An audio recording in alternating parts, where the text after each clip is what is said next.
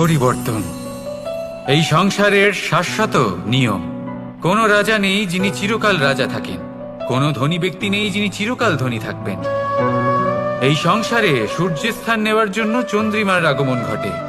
কোনো স্থান যাকে পতিত বলা হয়েছিল সেখানে মহল তৈরি হয়েছে, কোনো স্থান যাকে আজ মলিন বলা হয়েছে কাল সেখানে মন্দিরও স্থাপন হতে পারে। কোনো ঋতু চিরকালের জন্য থাকে না, কখনো সময় চিরকাল একরকম থাকে না। আজ যা আপনার কাছে রয়েছে কাল অন্য কারোর ছিল, আজ যা আপনার কাছে রয়েছে কাল তা অন্য কারোর কাছে চলে যাবে। আপনার সাথে কিছু থাকলে তা হলো আপনার কর্ম, কিন্তু সেই কর্মের পরিণামও আপনার নয়। আপনি শুধু কর্ম করুন, বাকি সবকিছুই পরিবর্তনশীল। কিন্তু সেই পরিবর্তনকে দেখে ভয় পাওয়ার প্রয়োজন নেই, তাকে স্বাগত জানান। যদি আপনি হাসি মুখে সেই পরিবর্তনকে স্বাগত জানান, তাহলে এই পরিবর্তনও হাসি মুখে আপনার সাথে থাকবে। আসুন আমার সাথে